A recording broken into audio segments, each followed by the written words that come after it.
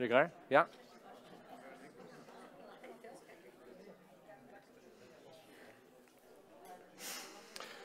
Ja. Ja. Kan du Vil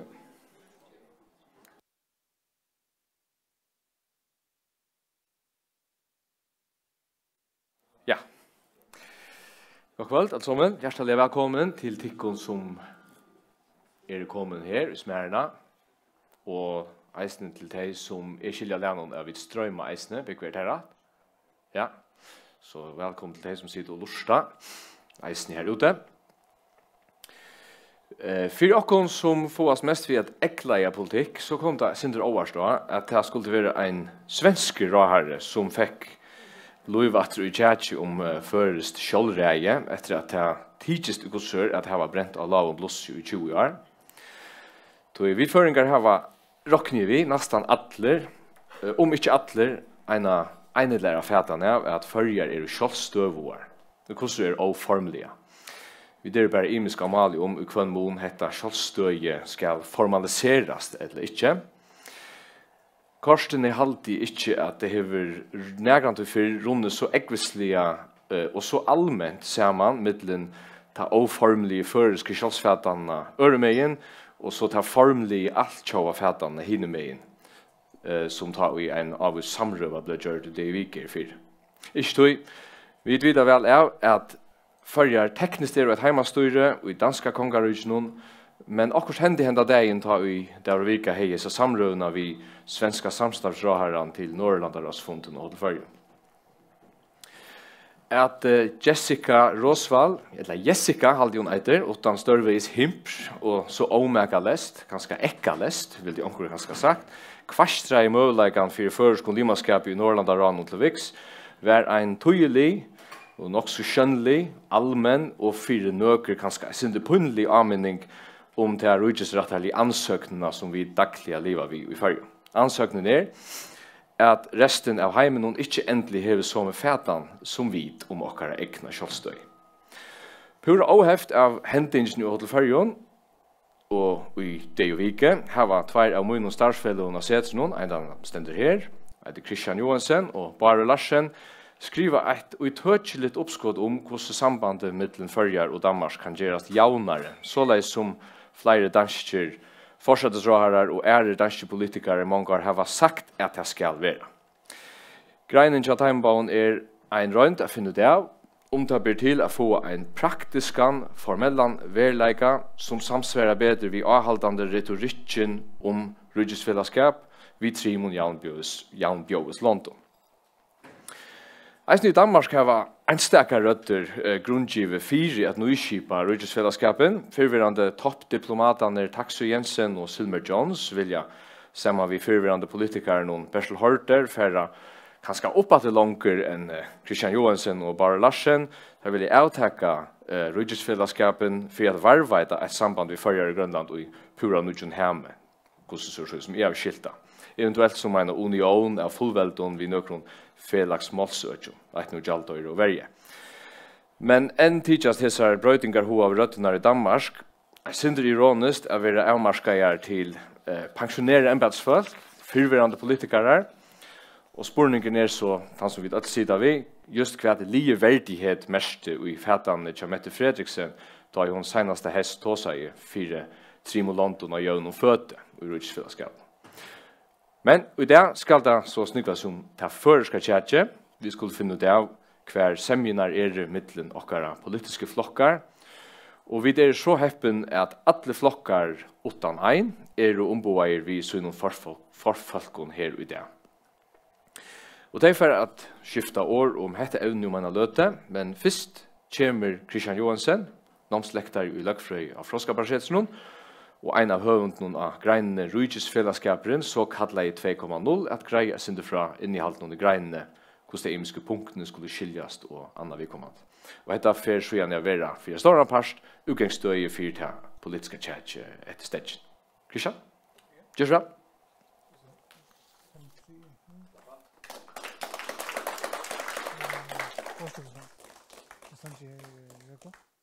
Hallo?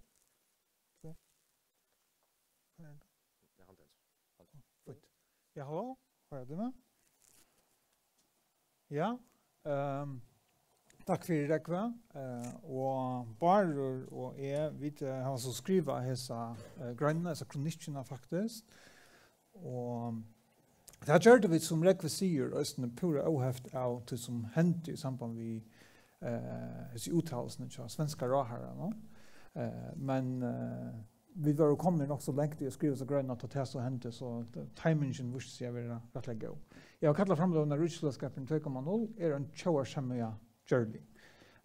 Og da jeg selv var i Breddanon, det kjærte som var 18 år her, og vi, de fleste av floksformannene, kunne give avbendinger om at en nok så brødshemmige kunne være journey. Først får jeg synes om bakgrunnene for grønnene til åkken, og så får jeg at ta som inneholdet i grønn, og hva dere oppskått ganger ut på.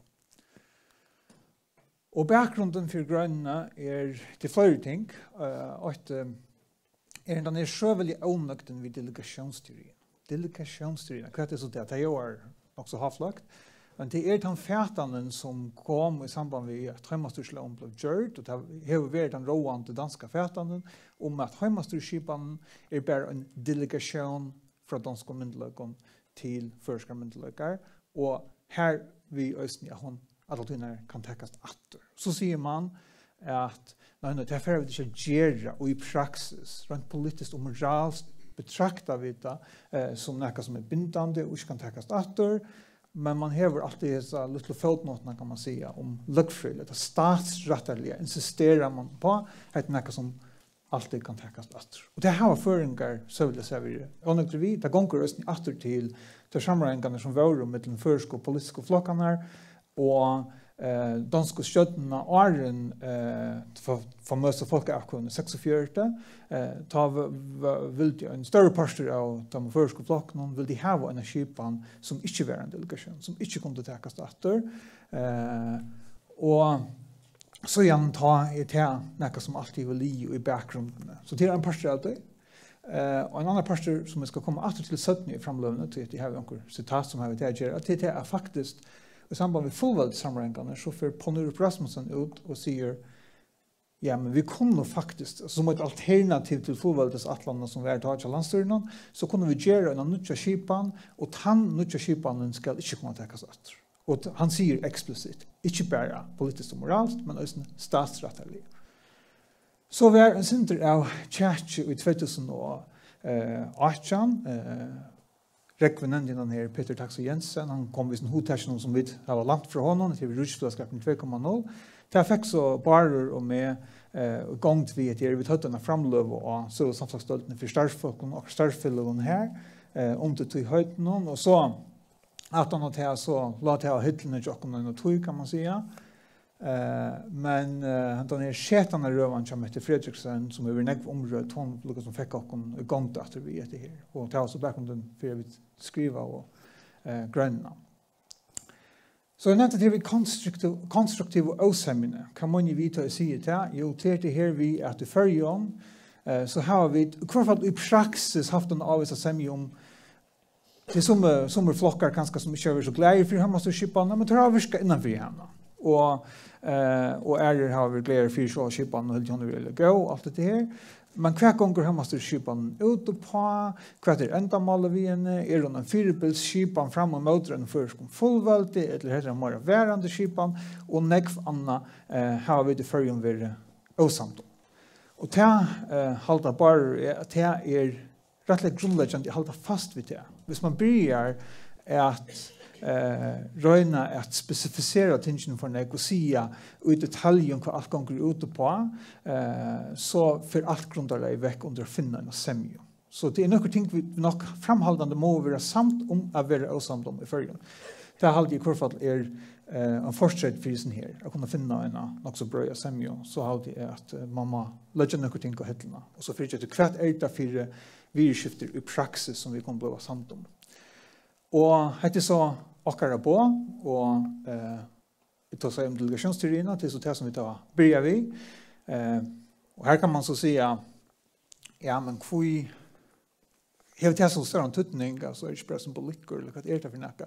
Men det jo tøtning hvordan en skipan, hvordan vi forankrer hun hva for virkjenning hun fer, hva statusen til skipanene. Det har sannelig også en tøtning. Og hertil kan man si sjølvande vita vi til at det ikke utlitt og på ståttsikt for at det nekker i Danmark som at lærer for å pilke nekker vi at det her. Men hvor vet hva kan hende på langere sikt. Det er godt vi alle det, og vi lever, det norrlandske samfunnet jo samfunnet som og skårer høyt på at vi alle det. Det skulle vi ikke holde fast vid, men leta kan kanskje få forankre skipene, så at det snur seg ikke om den politiske viljen til enhver til siden danske kjøtten. Så har vi det her oppskottet om jeg ser orangene her. Granat, selvreies, høymeld i førja, kunne ikke brøytast utan samtidig førja folks. Det er for å forankre skipene. Så sier vi, nå får vi stafest, og i seg nødvendig skipene, at ikke bare politisk og moralst, men også løgfrøylige dette en skipan som ikke bare kan tekkes etter fra danskere sjøer. Hese tingene kunne årast på nesten alle punktene vi har kunne vi åra i en sinter øvelse. Det er bare akkurat på en skitsa kan man si. Ja? Man kunne sagt selvreishemmelde før kunne ikke brøytast utan samtidig fra erværende førskolmyndel. Man kunne sagt noe sånt. Men hadde så bare akkurat på. Grønt 2, vi akkurat oppskottet, hvor så, det er ikke framholdt i at det samme. Det er kort på at vi har i Grønt 2, og hemmasterskipen, har vi en skipen, her man skal høyre førskolmyndeløkker, og man setter rydgisløkav og gildig av felagsmål. Og det hever i rettelig større mån, jeg kan ikke sette exakt tala av det, men det er rettelig større mån vi praktiserer som en sånn sydingarretter, eller veterretter til løgtingen. Her er det bare få det stedfest. Det kan være at i praksis vil det være noe holdt for før her man lukker måtte i vimersingen om et eller annet 2 eller et eller annet sagt at her er også undanteklet. Det her til dømes det så loven som av hverjen året gjør folk til danske rydgesborgere at det kunne ikke være imisker som person av danske konkurrensen. Men hadde så bare en stedfesting av noen som i rettelig større mån vil praktisere langt som Og det henger også sammen vi har det forankret. Dette førska sjølvrei ikke bare en delegation, og hvis man bare har, man kan si grønn 8 og ikke grønn 2, ja, så kunne man i prinsippen argumentere for at man kunne utholde forankringene som ligger i grønn 8 ved at man fra danskere så i lokal inn i først vidskifter. Ja. Så grønn 2 faktisk nøye for at grønn 8 skal gjøre mening. Så kommer vi til noe av det mest omdiskuterede og kanskje det mest praktiske i ødelsen her, det er vi utenrikspolitiske handelen. Og vi har lagt opp til, som parter konstruktiv avsemmene, at vi skulle ikke færre pilke vid de kontroversielle hjemmesterslønene. Folk ikke samt om hva hun ganger ut på og så videre. Så vi har gått opp at legge til et skjert som lovene som langt kan finnes. At han har vi da skrivet det her, vi kommet etter at det nok pura rett at gjøre til vi gjør hjemmesterslønene og ivdekolønene. Men det sikkert faktisk som man nok kunne finne en nok så større før. Skal se mye om at avtidje utenrikspolitiske hjemmesterslønene og bare haft der avsettingene under nødgjøreløv i stedet 4 hjemmesterslønene. Og det som vi sier her til at vi tar tidje der ordningene som langt i hjemmesterslønene, og så har vi bare fjernet det som avmarskinger. Ja.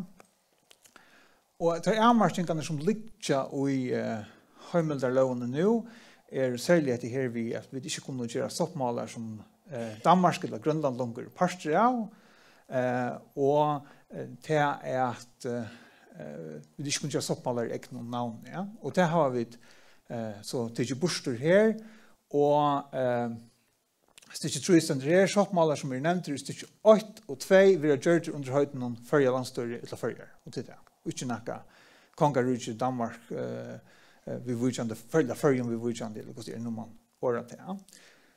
Det samme, vi vujande limaskap i alt kjøfellesskapet, og som man helt være nøybrott ta og i Heimeldarloven kom, var at her en avsetning om det her vi limaskapet, at førjer kunne få limaskap i avvisen alt så fellesskapen.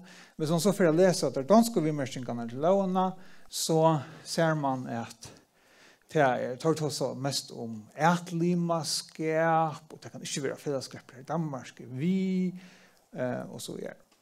Det kjøtter vi så opp at brøyta til. Og i Heimeldarloven stender Danmarkskjøtten kan lete inn omsøkning eller stål og slukkere, det har det også brøyt til skal. Og i enden her at altså det så slukkere om limaskap førje og i midten av fellesskapen og i løyva hæson. Og i Heimeldarloven stender og løyva ønton øron enn rydjon, etter samgången av rydjon limaskap. Her spesifiserer vi det ikke, vi sier ikke hva treten tanken tann at om anker at av fellesskaper vil være fleksibel, selv om fellesskapen sier man skal være en stater for å være limer, men tar sier, jo, vi kunne godt leve for en limerskap, så skal akkurat skipan ved Danmark ikke være foran. Det mer en spørning om hva hinne landene og fellesskapene kunne gjenge vi til. Så det at man renner seg ofte i kjærsen om virkjøtten, men før i Danmark så renner man seg ofte i etter her vi til løgfrøyelige aspektene, og det vi tolkingene. Og det ofte at man får en påstand om ja, vi vil du gjerne kjørst dere vi etter her, men grunnloven løver det ikke. Løgfrøyen i veien. No? Og så vil det alltid vurs til forskjellige opprydder, særlig justisministeriet. Justisministeriet sier det, og som at høyre i førjen så har vi ganske synd forlatt vi bare kjøpe det. Nå, justisministeriet sagt det. Så det må være faglige nå. Det må være at argumentene er ikke, og tar det beste løgfrøyngene i kongerutsen. Men det viser seg at det er ikke alltid at det er bare en spørning om faglighet, og tog halda vi at det er tøyende å ha en tolkningar jaunva i skipan. Danska stjøttene skal ikke være i en bedre støv til å tolka heimastyrslovgavene enn vi der i førgen. Og det har jeg så cirka 4 om. Og stikk 2 særlig sier stenstolkningar i vi har førsk og dansk og lovar tekstene samme myndeløyga. Det er jo ikke fattende nivå. Og det henger også sammen med det som kommer skjøttene vi gjerer rett av skipene, men det kommer vi alt til.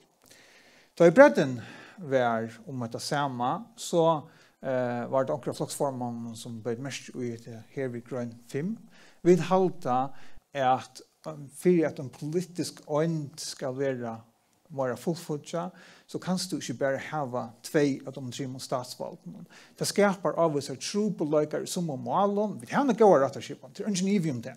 Det er alt ikke det vi sier, men det skaper en av oss trobeløyker som om målen at domstolene er av dansk hånden. Vi har i ivetøkologen møveløyker for at ivetøkker første 2 instansene.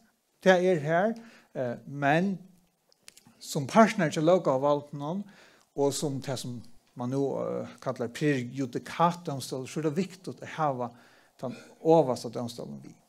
Ta at det sagt, så er det sånn at vi vet vel at folk i førgen hokser ned om den trobeløkken vi tjekker, og det skal selvsagt tekast og overvare. Og man kunne formulere dette sin øvelse, vi har lagt opp til måneden her vi ivetøkkelovene er særlig at man kan ha en først en haksta rett. Då har vi sagt her at innan felagsmål og vi vurgjande rydgjøsens kjøtnerskipan, altså grunnlovene, så kan man gjøre løyve til affæra i haksta rett og kjøpmannahavn. Hetta er ikke noe kardinalpunkt i okkar oppskott. Hetta kan man saktans brøyta. Man kan også forstille seg en åring som gjør det mulig at vi vil takke haksta rett. Og så kan man, så, hvis man helder at det er mer fornuftig at dette være vi gjøre det, Men man kan också gott bara täcka till borstor och säga vi kan för att få en semja ser onkel flockar som kanske inte kan leva vid sån här så täcker vi bara detta ut och så kunde vi bruka det hemmelter eventuellt som i utökulån. Så det här inte det här kan man säga vi talade att det har strandtutning men det uppskottet hänger väl samman utan det här vi. Så det kvärt hentor ta og førster og dansker myndelægar osamter om tulltjengene av skipene. Og det har man sett onke du i samband med okkur marska møt vil andre målsøkjer og nu gjør det har man ofta tås om at det her vi tryktar politikk, her vi tjener vi samskifte og 5G og annet sånn ekka gjør det til dømes. Så her vår hemmastøresloven faktisk en mekanisme som går ut på det, at man setter en nevnt, vi tvær man ombå for støttene, tvær man ombå for landstøyre, og 3 man hakstaretter dommeren til å teke seg av malen. Det politisk ombående samt, så vil det til løsningen. Men her har vi noen hakstaretter dommere som ombå, man kan si at han øyner parsten i sørste enda, som pastor av det danska statsapparaten som uppvuxna i ofta har haft en karriär i justisministeriet och så vidare. Självande det donal fackliga öliga donal i folk men då har kanske en annan lojalitet till annan parten. Och här håller vi att det vi får jaunva som asnur sig om det det här som vi drar in att täcka med andra Mette Fredriksen, men hon längt från den första som har sagt något om det. Och på året så har vi valt att bröta skipanerna så att östande lagföringarna här är det jämt om på. 2 högsträttardomar och 2 lagföringar ur förrjun. Annars är det inte så nära östande skipanen som hon är i det. Och som den näst sista punkten så det här vi att andra som danske politiker har ändrat vi vet att det fair att man fair ja men alltså hvis det vill lösa så lösa det där för vi inte får att det kan men så har man också sett ja till lucka till att grundlagen säger att vi ska spyrja folk att inte är därför som talar för sån det gör men man kan säga en rättor som kräver samtidigt till en rättor. Så här är en rättor, en lösning av rättor skriver in här. Kan säga för folk tycker avgör om för skulle skipa som är i rike. Samrankar må ha varit vid rusmyndigheten årens lycka avgör, men avgören trädas inte samtidigt för rusmyndigheten. Vi har faktiskt skrivit en grön och juristen har vi faktiskt kommenterat för att en så lösning i förrän inte skrivet i grundlagen. Det sista punktet här, efter allt är ett kardinalpunkt, så var det kontroversiellt i Britannien. Logiken här är att avtäcka folketingsombøyen är ett han, att vi sitter här en skipan som jag ser, en skipan som är förankrad, en skipan vi lokal veto, så ryker logiken eller rationale vi folketingsombøyen och sånt där. Men om det skal tilføre han sammen, så kan man godt tenke det sørste punktet ut. Og alt dette her skriver ut fra tankene at vi har haft at disse danske forskningsrådene, nå sørst det Mette Fredriksen, som har sagt at dette jo trutcher jaunbjøs parster. Ja? Og Mette Fredriksen kanskje han som ferdig langst, i en som hun fører kan si og nækka som kan være tøyande, hun brukar ord som nasjoner og alt det her. Og for å få at her jaunvøyene, så dette okkar oppskott, hvordan man kan gjøre det. En skipan som jaunsetter parstene møyre. Sjåvande, folk jaunvøy ber ikke til, man kan si at om man parster er såkalt rutsfellesskapen, men her kunne vi komme nekvnare enn vi er nå. Og jeg har alltid ønsket at dette oppskottet ganger om ikke noen møte som har vært fra en brøy spektrum av føreskående politikeren om at det er vi større utenrikspolitiske hemmelder. At enda så har vi at vise av tøtningen vi det här vi tolkningar igen var särliga. Kvui det och kvui man inte ska bara täcka uttalelser från mellan justisministeriet så är det nog för fullt till att i 23 december 2004 så skriver jag statsministeriet gott nog så det tar och svär till den nämnderna som gör det uppskottet till grund av skohemmasterskipan. Och tar det finns jag vet som kommissarium att det skulle vara en lösning innanför riksfällskap. Så spred statsministeriet. Kvärt vill ta sig. Och statsministeriet svärar som med andra vill säga det vill med andra säga att Grönland kan inte få rej och ödla målstation. Det är en avmarschning. Och så rönnar det att säga kvärt innebär så det och så utifrån försk och hemmastorslån så gör det en lista vid målstation som inte kommer uttäckas. Det håller alltså att grundlagen fordrar Färjön och Grönland är uttryck som målsökande och att i listan är så en röd av målsökande men nekva av dem är så blomövlig att uttrycka vid uttryckarlåna och flera av dem är så faktiskt uttryckande. Det säger det för målsökande heter blir tid 2005 så blir det knappt tid. Så hvis man spurte sig själva, hvis man brukte logikken og i 45, hva sier statsministeriet, hva sier justisministeriet, så måtte man sagt, okej, dette blir det være ikke til. Og det inkluderer refserat, og personsfamilie og arvarat, og så videre. Okej, at enda, så er det som jeg sier vi, at det her vi, at det kattelighet til at vi slipper av i delegasjonstyrene, vi får en nødja skipan som ikke kan tekast atter.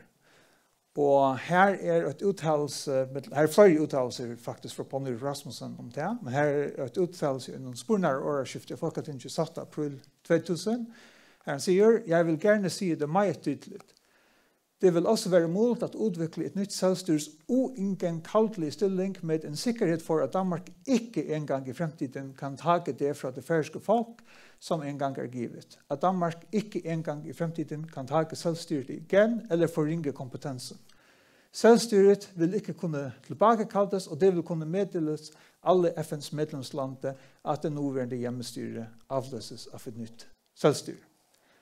Og til at det ikke bare var årene til forskjellsrådherren, selv det er nok så tungt vi andre som ser, til ser man av at ta i justisministeriet gjør det et notat i 2008 om avtalen om uttøkene av målsesjonen rådevne i undergrunden, om han var i trav i grunnlovene, så satt det der øsene i øvrigt bemerkes at det efter grunnloven ville være mulig at etablere et nytt selvstyre i stedet for den nye hjemmestyrelov, med det sikte å sikre av riksmyndighetene og lage mest til statsrettligt ville være avskåret for en gang ut i fremtiden ved lov ensidigt at oppheve eller begrense ordningen.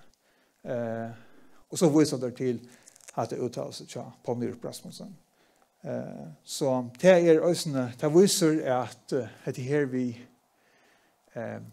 kvært og i det danske løgfringene sier, det er ikke sett i stående. Hvis det er en politisk vilje til ankra brøyding, så skulle det nok finne ankra hatt at rationalisere det på at grunngjøret for kvitt til høyest alt blir til. Og hertil er det også en oppbakning om at det første og kanskje et av tydninger mest av punktet og akkurat grønn at det rent faktisk blir til. Vi har sånn, nå er dette en grønn som er skrivet av først og milen, det er ikke en faggrønn, vi får et oppbygget det til en faggrønn, men vi har tankar for alle disse punktene vi grunngjører for hvor det rent faktisk blir til. Så det er alt sånn som vi er overbevisst om er fullt i trav i statsretten, kan man si. Så ja, jeg har det. Det var det.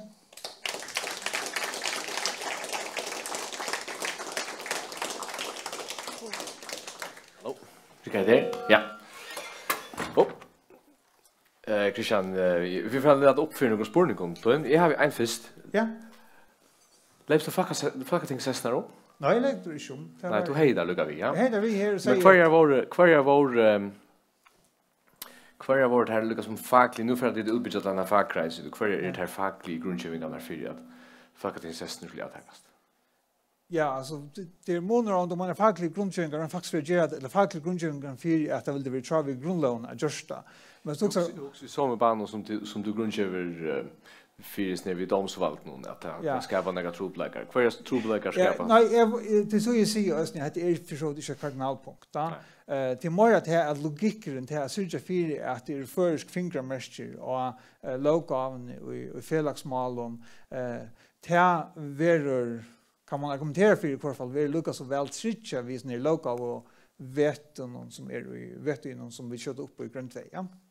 Men om folketingssessen gärna kan vanliga skeja till i var samt och kvar att hon har en skipan som heter kommen så hade inte att man grunden kunde sagt det. Så hvis det här var det som var prisen för att få omkring flocken och vi så vill de helt att det vill det vara väl värst att bara helt grön 8 utanför. Kvar är spurningar? Eller en spurning? Högne?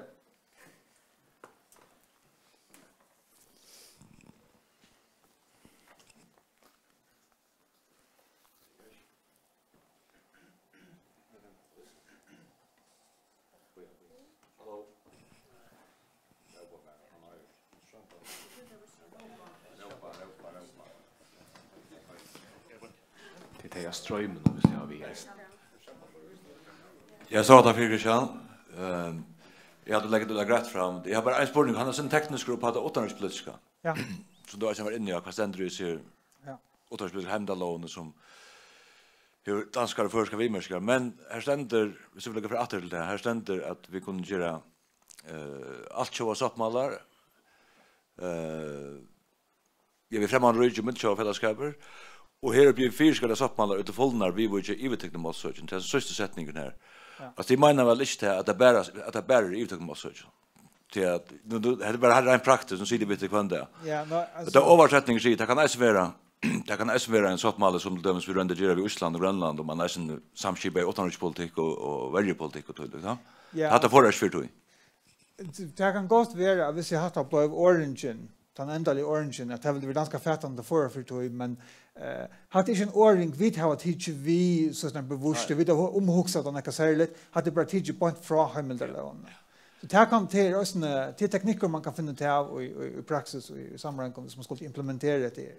Ja, så skiltar att nu är det så ständer du då med bara 8 maskiner. Ja. Ja. Jag bara det är praktiskt problem till att inte minst i dagens samhälle så kan det ha upplevas att nu nämnde 5G och allt det här eller vad det räcker. Huawei allt det. Nu kan allt tolkas som siktarpolitik. Ja. Och så blir det inte till, så det är också viktigt att man kan säga att det är en kvar allt så uppmål visst hit inpassen godkända. Ja. Kvar är näst.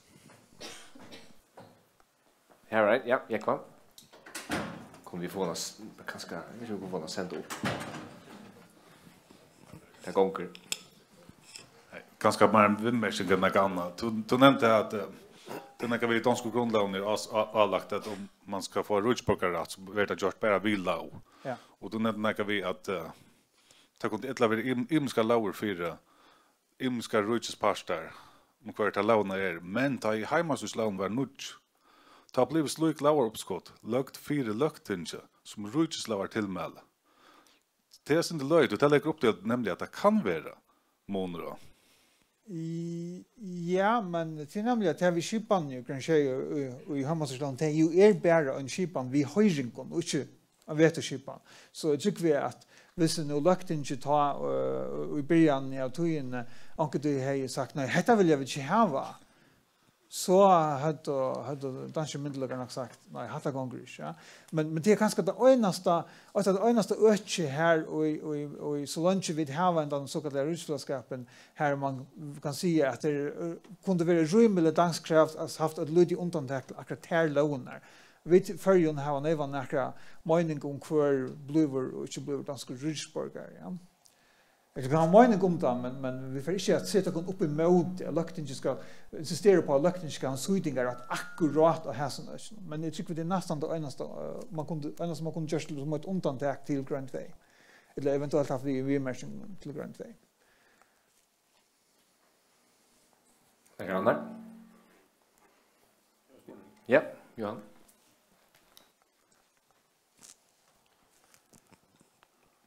Och vi vet ju till att en stor part av vår lower version som kommer utan från det från ES och kommer omvägs ryssmyndlagen.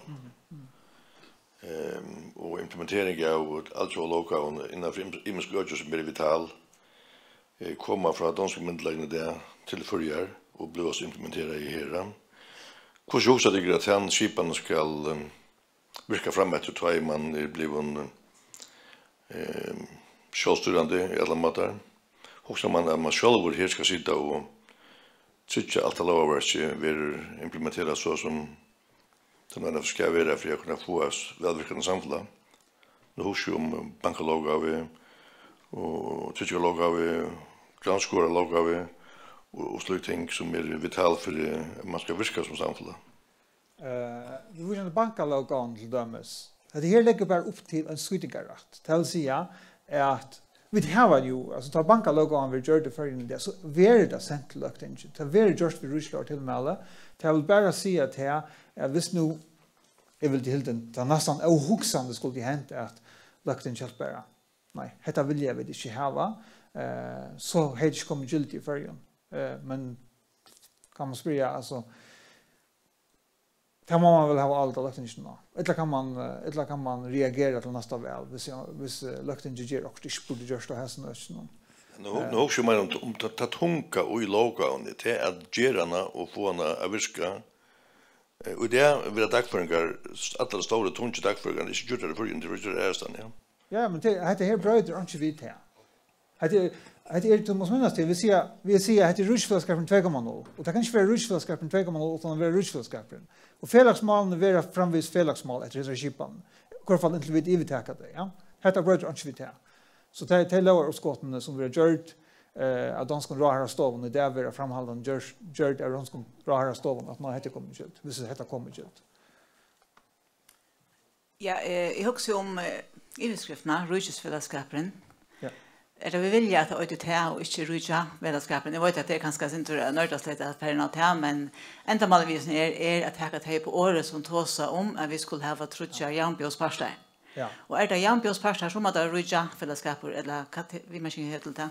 Vi sier i grunnen at fullkommen lagfrilig i ansettan til fører Danmark kan bare henta utformon förhållande förjar som fullväldsrike eller förjar som pastor av en federation vid Danmark. Hetta här och bo på hur när man kan komma till utan affärer här till. Ja, ja, Bjarten här spurningar uppe. Jag är också galen med det. Tack för det. Tid to nämner sin det är vi en avsättning om hur man ska skipa domstolarna i förrjun. Och det var en avsättning om att det här vi att man kan häva det inne vid fellagsmål och Rydgesens köttnarskipan. Så hur man ta om statsrättslig vidskifte eller det möjra att det är mål som häva vi kanske intervju och när rätten eller sauningar för att säga. Alltså det är inte det är så som man kan stävna ett mål in i högsta rätt att det kan stå till kvart också man ger förrjun i struv grundlagen runt statsrättsliga. Det snurrar inte om valdsbyte mellan förska och danska myndigheter. Det är det som ger att skipan grund 6 snurrar om. Det snurrar bara om vanlig mål till nämner och när rätt. Alltså hvis nu onkel säger att nu har första myndigheter och när det och just struv grundlagen ja, så kan man ösna skalt om man sätter och lower uppskott obrott i versk så kan man efter det som färra till högsta rätt vid tömmal.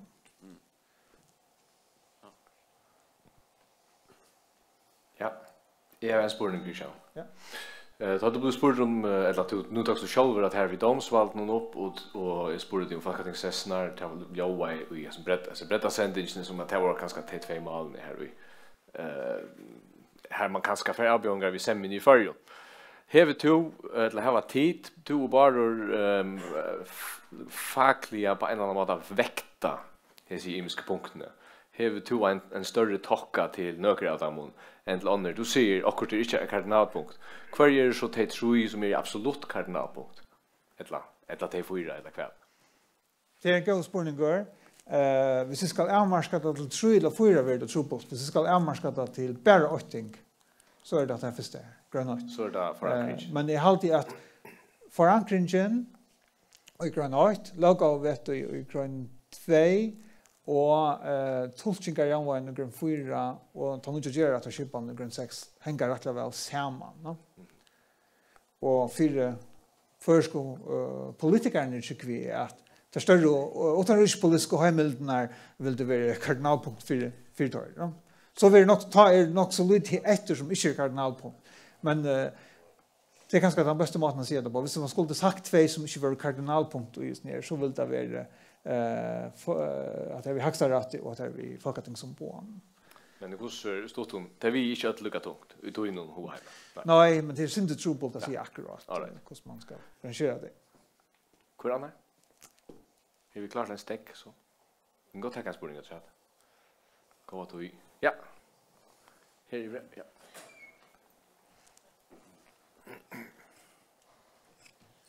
Och i berättar någon tar grunkas då eller väl eller det är avvärst att höra det som du säger om kvidet hötte så avsättningarna om hackstaratten vi. Ja.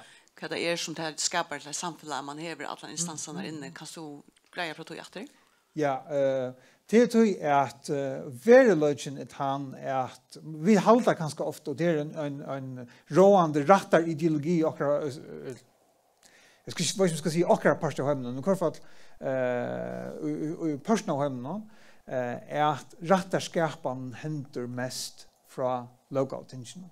Men det är lite verkligt i det. Det är också en rattarskap alltså det är lånar som lagt inte samtidigt det samma för lånar som folkat inte samtidigt är det ofta årare en slukan hot att man måste finna i praxis vad det verkligen mest och så som läsa livet i praxis det är domstolen särskilt att det högsta domstolen och tar i löten är det inte dom alltså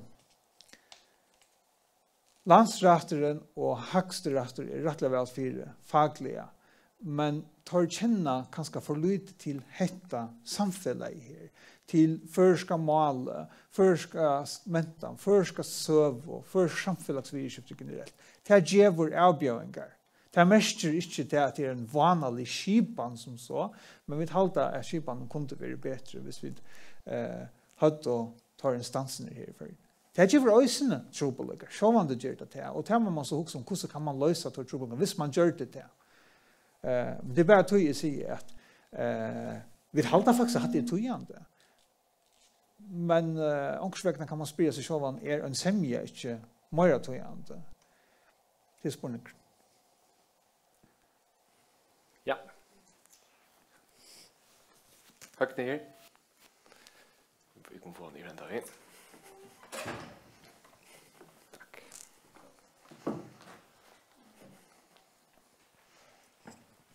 Nu var det ju Jessica som sett eld och allt.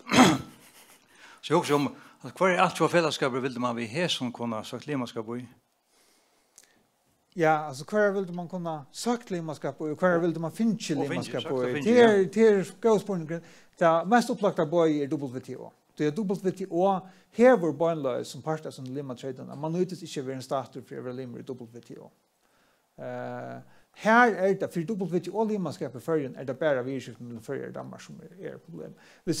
Hvis lima London i WTO och sekretariatet i WTO fick den bådskapen från danska sjöar ja men vi har inte problem med förskolemanskap i WTO så tycker jag att det är problem med WTO-limaskap. Resten, det måste man finna i praxis. Hetta lägger upp till en skipan här i danska stöten säger vi backa av den punkten till kunna pröva tycka vi stolar till kunna och hvis det vill söka limaskap för självstans vi kunde inte trycka det kunna ta för bättre till men vi det är inte problem.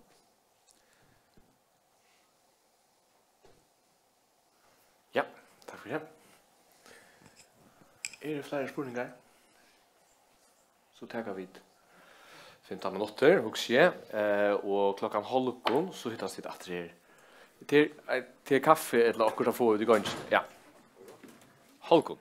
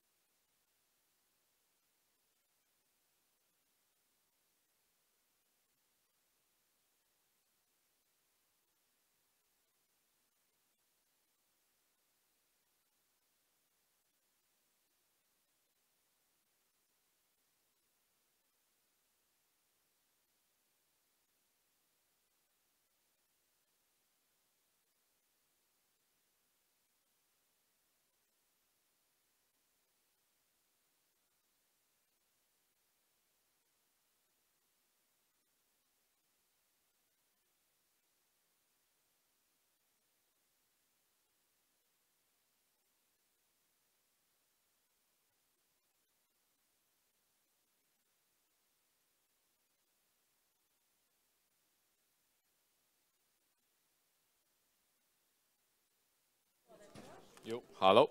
Ja, vi får börja nu så vi får en möjlighet att sätta sig ner.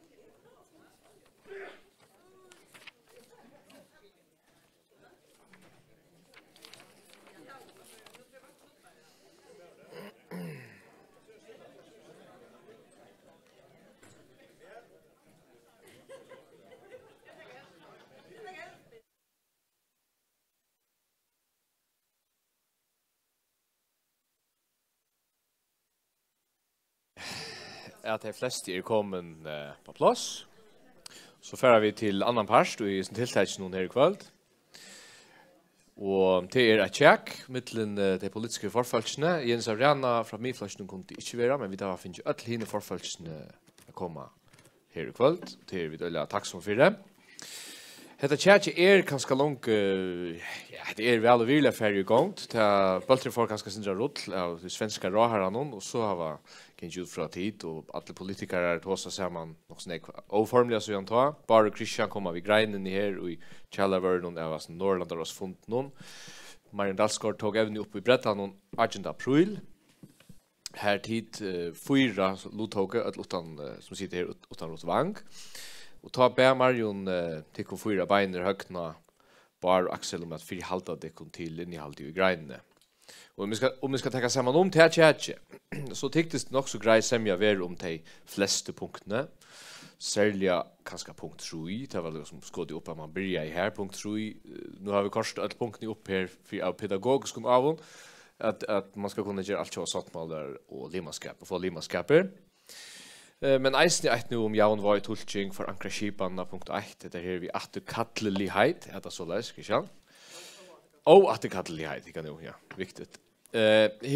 Hinve tycks ganska större osämja vara om det här vi får i domsvald och att avtäcka folketingsessnar. Så nu har vi denna löte till ett framhalt av Twitchen som långt i början. Det bilar inte om ditt ändetagande några av de ting som de långt har sagt. Det är inte visst att det finns inte ta breddan vi. Och så kunde vi ganska kvällt finna nävar ut av kvar seminar om det är det ljoade som det är. Så enda målet jag bara och Christian att kanna och geva på hur man formligen kan få mera jaunbjå samband mellan Danmark och i praxis som samsvarar vid retoriken om livvärdighet. Kvärt jag kan börja vid tog kvärt lägga tid oj heter här hotet livvärdighet så där eller hur ska det skiljas tror jag vet inte kan börja vid här. Hur så skiljer du till att ta Mette Fredriksen säger livvärdighet i riksfällskapet. Jag ska vara helt ärlig så alltid det är sen det så snicksnack det är såna år man brukar nu att övon politisk korrekthet och vill gärna visa en gåan vilja jag tycker man har lärt av så sluka som nyropsa retorik kvart ut kan utlösa i förjon och det var sen stottligt att höra sig svenska damerna som inte har pjöst och huxa om hur reaktioner är i förjon. Så jag vet inte, jag saknar handling att han fyrer till årene. Men så inte det gott i sig själv. Men det har hänt också, det är väldigt avhåverst att Axel fortalte att det första han snackade om vi mätte där han tog vi som lögmaur i 2015 var faktiskt det samma han tog upp att det nu i 2023 ta säger att center om att det är öljande snicksnack och förlut i handling. Jag tror faktiskt komma till Axel men jag kom lugga till Twinbar först du för inte så länge att sen var lögmaur och haft neck prat vi Mette Fredriksen. Vad var ditt intryck ta alltså det här vi livvärdighet vart han näka att han för han retoriken så som två färdigheter. Ja, alltså jag tror inte i om att de danska politikerna lusta öliga och lättor kvart först politikerna säger och vad de vill och vad de vill ha och vad de inte. Och till morgon en spurning om vad vi det förrän standa samman om och mellan annat här alltså bara i månader då i lagmanstöjnen ta var det så att vi sa att okej, vi skulle ha vad så bjärnummer till föringar bosidande i förrän. Det bär inte till för någon annan sjöan. Men så säger statsministern, okej, vi skulle finna en löst, och så är lösten här. Så nu kunde föringar få oss så bjärnummer. Vi tog och ösne reisratten parstvis av trycktar och värjemalen, som ju är ett danskt målsökja, ett felags målsökja. Och det ber til, tar man sier, vi innskjata og viljene til det fra bavensøyen, ikke bare fra danskersøyen, men øyne førskersøyen. Så er viljene førjen til steg her, så gjør danske politikerne som kjenner det, til som vi innskjata. Så du i hva sier at her er substanser at han fyrer retorik? Ja, avgjort, og jeg skal nok øyne røse med Fredsen, for at hun nok er tann statsministeren som mener det allermest. Axel Johansen, kan du känna dig åter i tusen bara, kan du säga? Ja, alltså är samtidigt att ta Mette Fredsen säger till att det ska vara en fällskap här vid där Jaun Bjaues, Tryland, så menar hon det väl gärna, men det som kanske är uppbjörn inte henne och att någon öron statsminister som är i Danmark det är att det är sucha rujusfällskapet som en luxuöslig fällskaper och här det är justitieministeriet som har tolkningar med lögan. Och inte som en politiska fällskap. Jag såg inte en bara som en politiska fällskap och man bara täcka hemmastorslån och det var det som du på vänta igen som utgångspunkt. Här har man en avsättning inne i grön 6-22 om att hvis det är osämja så kan det läggas för en gerarrat och ta ett luckmauer som väljer 2 på och statsministern 2 på. Så det är samt som aldrig avkröjt. Alltså det är för politiker som väljer 2 på i part som är samtidigt här som aldrig avkröjt. Det vill säga att det kan politiskt avkröjas ska inte röjnas rätt någon. Tog alltid det är nekmar om politiska fällskaper och tog hever till punkt i halvvägstra punkt 6 eller 8 i snär operation 6 det här tulliga ventilation öliga outgerande och har man som får danska politiker också att det är politiska fällskaper som hur ska leva och inte en luxuöslig fällskap. Vi kan hålla fram vi beiner och så igen i högna beiner är det hur uppfattar du retoriken i Danmark som livvärdighet är det heitluft eller är det innehåll i ord? Det man tog en vissa vad det är kan ligga att efter norr till att vi vet ju att stön är spänt i hövnon och kan så sälja här om akar löjer att heter blöt öch more hours och tog ju lära sjön det av någon chal danska forskningsrör någon att inte stöta för fraser. Så vi kan söka kan ligga ute i till jävar såna gott att man tar sig om söka jävar som är Lucas det där vi så mata shostöver men vi måste söka kan ligga utanför det. Så intill ta att vi söker handling så hade inte man kan bruka uttals till så öra nekv utan det går för en gott signal från forskningsrören men signal kan man inte bruka till långt nu. Men kan man inte, nu spyr jag bara högt om detta samma, kan man inte bruka signal till okkur, ju oftare det blir sagt, ju oftare kan man, eller på ett eller annat röstpunkt kan man säga, nu fänga borgas, nu kommer vi en uppskotte och nu är signalet mer än bara signal. Högna, kan säga till det? Jo, hvis man gör just som då Christian och Bar har gjort, och kanske andra har rätt vi, rönna täga folk på år. Tror att jag ska inte spela spel, men det är alltid att det samma vi lever i parter har vi sagt, hur sen är börjar politik till revalensen. Nu säger nej, det var den samma rönten som var att ångsvägna gera verkligen örvisen ner och så var det tror man AHI inte missa ut danskar fätan förjar ut ur sjön ända rug. Men det tar några ting bra. Nu har vi det ösne loxens och det är inte längre att vi nu har det som fråskabarsäte som rasslar bjauare sån här så här juridiska fätan så döden är. Så legalitetsfätan i danska statsrätte. Och det gör det egentligen väl. Det kan leda ur på den vägen. Och så kan vi ta det på det. Ska det vara jambjås? Ja, så må det vara jambjåsrätten. Så det är jambjås folk. Ska det vara en fällskap så må det vara en fällskap här parstander är jansätter. Och så ser man rätt så att hur gör vi så här i praxis.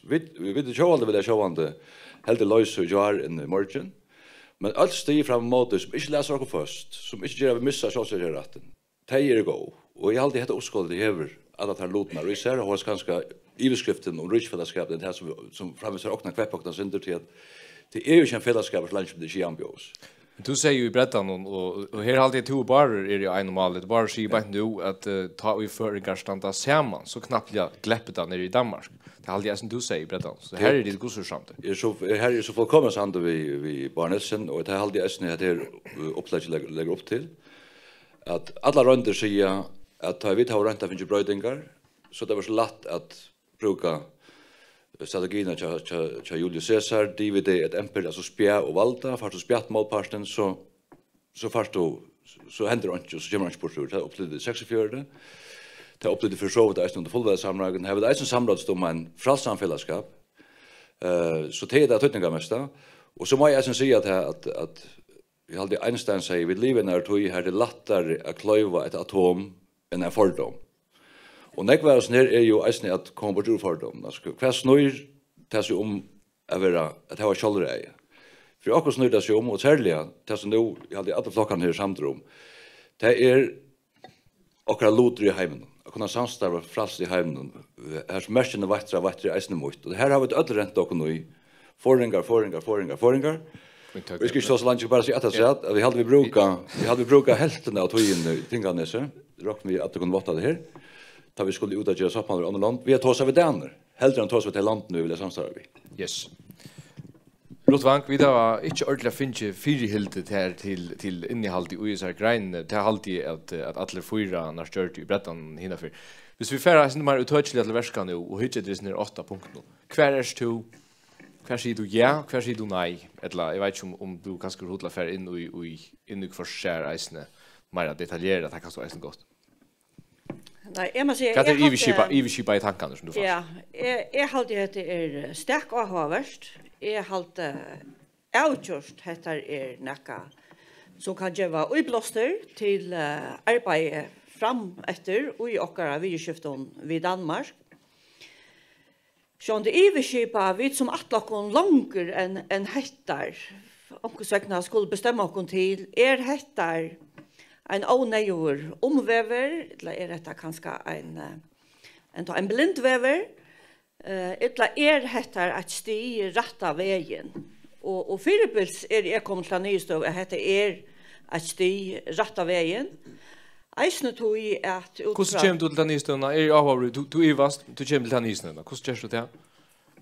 Ja, altså, jeg tror ikke ordentlig å søtja at det er ikke ordentlig at vi har et momentum i løtene for at vi gjør selvstå tjå, som vi talte vi skulle være. Jeg tror ikke å søtja at det ligger nær 4, og tog alltid ut fra tog, altså, ofte hvis man bestemmer seg til alt eller ikke, så ender man til verre. Ofte vi er få ikke. Og jeg halte at dette stiller oss en måned bedre støve enn vi er i det. Men jeg halte ikke at vi kunne si at dette enda støyen. Og det kan sjåvan, det en vante at vi får lete oss nøye vi er sned. Men annars, 8 punktene halte jeg ikke avvisende for noen av dem, tvers som måter. För i hin ändan av borren och beiner. Du tycktes rättliga positiva och så det i vik och berättade någon tar vi hört det för några veckor så gärna. Jag stod samma sted nu och jag hörde det trots jag hade varit berättade någon. Så var det kanske bara punkt 8 här då vart Eva sämre men nu vet jag inte du kan lyckas som fortälja att kanske du reflekterar så igen ta kvar är du nu? Jo, jag är samma sted alltid och akkurat hade vi punkt 8 det var mer mån till att de skulle göra så bra i sömna. Kanske öde latcha och som inte har folketingsstess säga att vi det sprung för då. Man kan alltså diskutera in i all det och så vidare. Men det tycks inte vara en bra sämja om akkurat det. Men i alltid att stadigt samans det. Vi talar ju om det. Jag och kunde faktiskt vara någon att vi förrän skulle få en roa. Och det så att det rätta vägen alla vet. Med andra det kanske sälja det första att man får grundfast några ting. Och sen det vi da det kjent mosser at det givetitjen så det givetitjen og alt det vi tolkingen om trygt og anna man ser det ganske vi fiskfajatallon og at det maler vi 5G hadde også vi da det kommer til akkurat her på 8 skravsetning av hånden så det også kommer om trygt av politikk når man gjør det mot fiskap i det kvarandre så alt jeg hadde ødeligste punktene hvorfor styrer rett av veien til at man får kanske några vojar höjmilder, men också att man liksom stäffester några Eva man som är att man för att stäffest till just nu kvar oss till rätta vägen mot till som man ser det. Att som ganska är undrast att jag läser detta först för det var att det kunde skrivas eller att det kunde göra så enkelt. Det är ganska komplimang till Tikkun Christian men att det kunde stanna så mycket enkelt och så säger vi jag vet inte till dömes nummer 1 eller nummer 6 inte långt just. Jag vet inte om vi kan färra till förvirrande och nuvarande lökman. Detta näga av punkt något som faktiskt rätt praktiskt har varit uppgivent och i nokron mera oformlium prata vi danska myntläggarna så man inte formligt att vi tar man har sagt att haft en semi för fist men är det något som vi uppe i vänta prata nu bara ja alltså som jag nämnde Jan men Fredsen är nog han statsministern som har teachat mest kan man säga tillsyn att här vi skulle ha en riksfällskap och fyra är varva det riksfällskapen i nej av brötan till allt jag är väl klart och till argumentera i näck fyra bäj vi Hanna och Lars Løkke som Arden att till nej att alla flytta sig och fylla tøyene så vidare och hitcha ut efter punkt 8 till 8 så är det bortsett från punkt 5 och 8 så är alla hinne punkterna till som vi praktiserar i det. Alltså allt hattar vi praktiserar i det och är samt i Barer och Christian och just det. Ja men det också bara få ta stäffest. Alltså det kan samma sak sagt att jag inte vet det så är det vi praktiserar och till ångande vi batalj allt och sist i allt man talte en 6-6 statsminister har sagt det. Vill det lösa så lösa det vi liksom inte för inte att träcka attor och så brukar man alla det 5G mål. Men är man säger som är sätter det tinkande så att 5G mål lika på det häraste. Det var inte danska stjärnor som stäcka i tog. Det kan jag gott se här allmänt och jag blev vi höra till att 5G mål är ett döme om man att täcka lägga allt under tryckta mål och så vidare och täcka attor höjmult när man är kompetens som är givet förra så vidare och till bönlös inte rätt så det sånt. Men ta kommer till det vi ser fällskapen som vi har man ska alla det följa tøyene och göra brödingar så att han fungerar och han vill praktisera och kanske nu östliga jorden som var plats så där man säger okej hette det som vi arbetar framåt. Du nämner det åraskiftet som du har haft vi Mette Fredriksen och brödingar. Vilka brödingar uttryckligt har varit uppe i väntet eller har vi uppskått om att det har tagit så samman? Också om ja det du sagt vi är nöjda att bröda riksfällskapen är du very uttryckligt mer ut i prata. Det mest kan man säga det mest områdande är sjön det återriksfället hemlalagen eller att det punkt som vi har från förskar så sagt här är inte goda nog heter en spännande trotcha och här kan så jag se sambandslagen långt tvås 5 ta återriksfället hemlalagen blev samtidigt utinchen gör det vart vi hetta kemra vara en spännande trotcha för oss. Till Arden hade vi rättliga vojar hemmelder och det vurst i hemmelslån och så vidare framåt. Jag vet att det kunde tampa grundlåna alla vi nu efter och tog så att vi hette kommer med en spännande trotch och tar rent vi då så i stort att. Så att då med här kanske vi punkt 3 till några som vi uppe och vänta ofta med. Från respons nu vet du precis inte för detaljer och se precis vad onkel vi sagt vitt men i skipa vad för färtan du finns av hookboard och hinner med i bordet då. Hookboard är han att vi skulle finna en lösning och det tycker jag är att alltså nu ska jag för autoga kvart i axelarbeid vi är ut nu men det kan inte ultra vi narska såna lösning och det kommer lösning bordet några kött och akkurat kvart om verer till så en spårning men hvis vi nu till dömes kunde stanna samman om det här från förskar så tycker vi lösningen är där. Det så fungerar det politiken. Hvis du den samman om näka och inte nå stärst så kommer en lösning. Ja, att lugga komma till Axel och så är högt markerat va? Ja. Ja. Samma spårning Axel. Ja, annars så har vi alltid att ta i chowl och för teacher full det var röjsan stand med av högna men nu är för Ivas kanske det är en stand med att Jessica till svenska samstadsministern säger för det var det. Men det som damer väl visst uppskotten här på till att det tar utgångsstöd och i tog så vi kanske är samt om att det kunde vara samt om vi inte gör det så har vi strust om ganska lösning och samband och kjoststörre eller ökt kjoststörre eller mindre ökt kjoststörre halsjavne kurser 6 och vi kommer nästan långt av igen. Så det var väl. Akkurat här spårningen att spyrst in till punkt 8 och vad ska det vara? Ja, men det är inte väldigt uppe i vänt men det har varit ute tänkande så. Det är inte det vi uppe i vänta fullvalsamlingarna var att det är 2008 och 2008 var det. Men I halt jag i förjunnes samt om alltså är det och danske statsminister säger jag snällt så det är det Så att det är semje om bäge för med för Danmark och det har alltid till bara för att stäffest. Alltså det är det juridiskt stäffest. Och det kommer till det som kanske är politiskt tropult och just ner inte innan så för alltid det samt om vi skulle ha vilka och trots det ska himmelder. Vi vill ha färgen ha en Kjostad limaskap då video, Kjostad limaskap norrandarannon och just om på kon själv inte samma med Grönland i NFC och NAFO och Erasans. Och det kunde vi inte det. Det vill jag ha på plats. Men och det är samt om vi men här är det i Danmark man säger systemseriet tolkar det lögfröje och det blir inte liksom bara grundlag och något vi vill ha en understat och Danmark kan bara en limaskap och så framvis. Men visst vi så där ser man i förjon och vi har ett uppskott kanske ett tvås uppskott men för Danmark ska vi så tycker vi att möjligt för att få en semje och vi där en månad större än om vi är avstånd för. Hackne det. Jag låter den kursen röna då. Att ta det på ordet till att när det vi fördom så pröva att ta det som är rock med alla flesta föringar i samtrum med det. Och det är nej brott till det är att förra folk över östavalt i förrum. Det är vi här. Jag vet det var så göra rätt som folk det är vi här. Och så för jag kommer här till har vi dränta och så när jag och jag ser fundamentalistiskt jag hade inte förnärmningar med att säga att det tolkningen av att för ha några politiska grundgöringar så var det sli nu hade vi dans och grundlagen akkurat som en bibel nej det blir till. Men nu blir man till jag och säger att det måste vara lagfröslig alltså ta det EU-vald som är lagfröjande ver hur ser här rent janseta. Så det har alltid ser gott. Och är sant vi Axel att den här stackars Jessica som kallar mig allkänd i förrjun. Hon säger det samma som alltså vi vet har vi ju och är till vi det har vi drömt för att komma långt fram och man då samtar spela fuck you så säger men vi vill ju vara vi Ötlenheimen vill inte vara Kjostad. Men hon säger ju jag prövar att ta vid signa sagt om Kjostad och det man ska bli Ötlen Norrlands och samstarve så helt en brännande röv i Årsfonden i Norrland om att Norrland måste standa för folkareje och kjøssagjøret och javnstöv och imesleika och allt det här så kommer svenskar och säger jag får lösa det inte bara och vad ska det svära det är faktiskt det som Jessica säger att vi tar vi just en neck med Danmark förr men ta svenskar så så det ändå bara så läs ja men tej som tar låta allt på Patland till Kjostad Richard. Och hvis vi utan att Kjostad och få det man ska någon så Danmark när blir tväratköver eller tror jag vi Grönland vi så jag tej på det.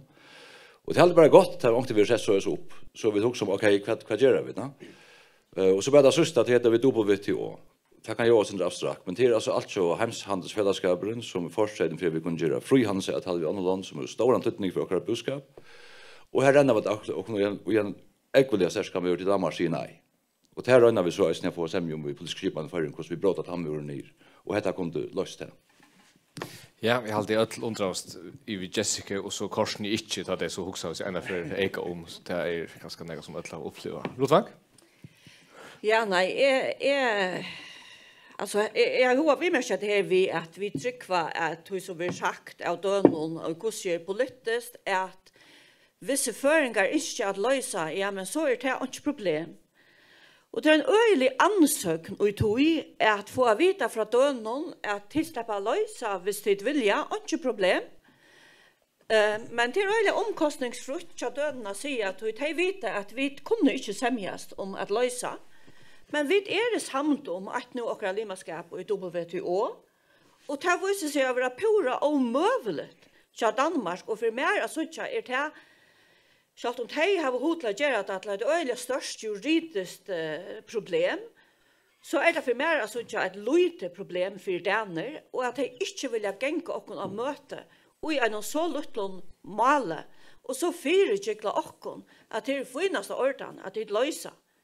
Och vi närmast må lösa för att lösa vid det åtrobläggan. Alltså det gör inte mening. Jag har aldrig en ansökt och jag halte på en måte att det avdukar verkliga viljan i Danmark. Är det inte bara tillfälligt här att man ger ett vid högrund och ett annat vid vinstrund? Alltså statsminister eller förstatsministern säger näka retoriken och justitieministeriet uppför sig på en arbetsmåte. Är det inte bara skipanen som är Jo, det ikke det at man gjør bruk av, at man sier, jeg vil ordentlig gjerne løse av det til å men til verre justisministeriet sier nei, og hun sier, jeg vil ordentlig gjerne til løse, hvis det er til vilja, men hun vet at bare sier nei. Altså, det så rævlig lagt at være vi på akkurat. Bare sier at han sier ikke nei til alt, så jeg kan godt spørre, bare du har sikkert også annet du gjerne vil si, men jeg kan ikke spørre det, Luka, hvis nu alt har politiske aspekter i førjen er sant, et nu om punkt 3 her, du så samfunnet om at man kan fære og bråde jøgnen han tar muren og justisministeriet, ja, så punkt 3 vi alt var satt med noen, utan ikke politiska hemmeligheter. Ja, utan Eva, og jeg må si jo Arne, altså, nu lever det her som om at det danska stjøttene som får for norrländska limanskap, det danska stjøttene som får for limanskap WTO så gjør. Og det ikke rett. Altså, for det første, Helsingfors-avtalen som får for norrländska limanskap, og det tog enda svenska Jessica Blums populære fargen, særlig og i løysikarørslene. Men at jeg sier at her vi punkt 3, her nok nekkar avbjørnger, ja, men det kunne løses, og hvis et felags ikke kommer i fargen, så vil det løst. Og jeg vet at det vil arbeide av kraft nere i danske støttene, om å finne en løsningsmål. Det ser man ved WTO. Det ikke så knipset av fingeren og funnet seg ved limet WTO. Tyverre, det hendte jo en feil rett jo i 3,5 eller her løyt i Danmark for å bli EU og så gjerne. Og spurningen hva det vi vilja? Altså, sambandslokkeren vil Rujtsfellesskapen tog til djeve førjon og føresko borgeren og nekva 4 måneder og nekva natt, og rettelig nekva øtjon og nekva matar og øsnia. Så det til, ok, hva det en norrländsk limenskap djeve føringen og førjon og imot Rujtsfellesskapen? Og ta ønsken i vi munner ver, at ta det Rujtsfellesskap som vinner, ja, 28 til kanskje mer. Men du vil takk for han. Du vil takk for han. Det du sagt. Ja, det har vi sagt. Det har gjort alla tøyner. Det annet enn punkt 3 som du har huset dere takk for Rujtsfellesskapet vi? Det jeg nevnte jo også at du kom til grunnfestet av skipene som i Galtland, det er at du kan ikke atterkattle, altså i-laten målsøk, eller i-det ikke målsøk, så gjør det. Det er stendig sammenslåk av innenfyrer. Det er så det fungerer i praksis, og det har vi avbjørnger vi skulle samtidig juridisk døysene. Men det dette her alle tøyner, altså, hva problemet vi i fellesskapene, og det problemet, så løser vi de problemene heldre enn bare snakke om, ok, nå skal vi ta gang ur fellesskapene. Det ikke løsning inn samarbeidslokken i alt før. Axel har først hånden oppe, og så høgne, og så rått. Ja. Ja, nå kom det atle til statsministeren, det har hun sier, ligeverdige parster. Så jeg halte hun veldig av møgnet da, og blitt gjerne vil, til hun ser også at det er oppgjøring Rujtsfellesskapet, må ikke være løst da. Men avbjørngan rett til at hun øyla så Ramon jeg halte jo en reist alltid, altså vanten jo om man gjør nekka som justisminister sier nøy til at hun bencher som sitter for Rujtsfellesskap. Men det bare morlåden fakkating som kan sette minister for Rujtsfellesskap, og hvis man hever morlåden for seg, eller kanskje enda i samt fakkating, så her en statsminister ikke øttast, og som sagt, ta i viset til heimansøkslevene, så det en politisk avgjør, som ikke kan røynes retten om man tolkar, eller samtidig som man tolkar heimansøkslevene mittel førre i Danmark. Det kommer punkten her på en, nå har vi tjålet vært ikke kjøtt ute. Jannar flokken har sett en arbeidssted, fortsatt det en. Her Kristian og Øystein har bøyen til å legge det her fram for dere. Så vi tar ikke vitkjørst det enn, så nå tar vi ikke vekkene med selv. Men det punktene som er her på en, det 8 punkt. Og her 2 punkt som Jannar flokken ikke vil være så høytere på. Og det akkurat de punktene som Kristian sier ikke er avkjørende just ned. Til punkt 8, det avtakker fakkatisessene. Men her har vi sagt, så langt avkjører tykkene av fakkatisessene, som bøynløs avvarska farger, så er det fakkatisessene. Men her legger man opp til at ångre avkjør skulle tekkast i fakkatisessene i fremtiden, ved seg skipene. Så det står man ganske andre. Og da kommer til domstolene, så har vi gjerne sagt så det at vi ikke skulle ivetekka domstolene, men vi har ikke vidt til at vi skulle ha høymel til å ivetekka der, og det ivetekka lovene. Men man så øyne vil høymel til å ha en haksarrett om man skulle valgt det ivetekka domstolene. Det er ikke så tjent. Det er helst det er problem jo. Om vi så tar under vi at ivetekka der, da kommer her til andre spørninger. Jag var som to och bara cirka senast där i kursen mot Hesse. Så som det så gjort nu. Har ni hört det? Ja, jag hade väl gott att finna förskar domstolar rättarskipan, men det vet vi tackar med Robolt. Så vet att det här vi kursen kommer vid inte ta stund att vi spela. Ta på diskussionerna som Hesse förn ska samråas vi och kräva något ting i för en dansk stöd som helt lever haft alla tolkiga rätten av det lagfrösliga. Och här hade det också tydningar med som modell bara säger alltså är bara det samma slag från Charles och det nog helt inte framsökt. Och jag då angående samt om kvart det som hur driver förra fram efter så är och för innan det här så är det gamla adjust som kommer fram. Men kanske man ska bara spyrja kvart är det som förrun törvar och som vi räknar vi att största marlodna föring att ta under vi. Och jag räknar vi att jag hade vi gjort en spårning att någon annan så behöver vi på gallo spyrja föringar. Halda det att förjar skulle ha egnan åtgärdspolitik och göra avtal vi alla andra land i egna namn. Jag hade svära av 6,5% av föringar så det. Ja? Tycker inte några osamlet i det. Och så spårning hur kommer vi så här till och hur ska man göra det? Eller hur ska man inte göra det? Hur ska vi inte vara limer då vet jag? Hur ska vi inte själva vara limer i NFC och ta en fällskap som omsätter fisk?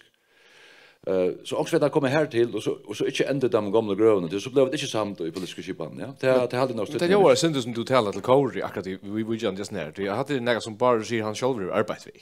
Ja men det är som säger den leder sig också men ser det att i rockten vi har med en parten av politiska flocken samtidigt. Jag vet ej kunna göra avtal i egna namn.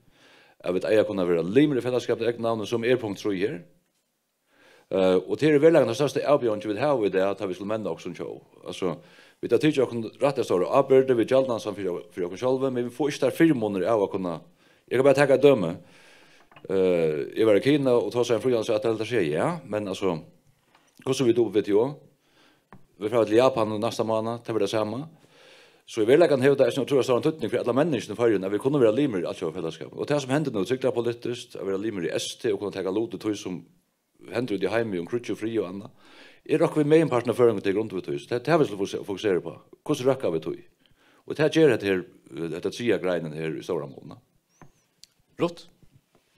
Ja, nej, jag har bara hova för att till att jag vet ju då vet ju om alla tror jag att nu kom bara in i Norrland och rej. Alltså då vet ju om alla är så öliga gott och törsligt döme om hur så läkt och danske viljen räcker. Vi är samt i förrjun om det här malet. Det är kusser 3 kött, nu kusser, vi ser inte flera, som har varit rätt att finna att det här malet löst i för Danmark. Och det är inte en trobeleidje i WTO, det är en trobeleidje som ligger i Danmark. Och hovast det har varit trutja stjötner, inte förska stjötner, än inte tråmt i köknen, hovast Mette Fredriksen och Annor hitja djupten i egen i åkon och röjna samför åkon om att de vilja virkliga hjälpa åkon. Alltså, helt ärligt. Jag hade man för att Axel nu. Vi kunde inte sätta åkara alit av danskan politiskan vilja. Ta bäst till. Och tog hettar öjla gott och emot lär vi det i det.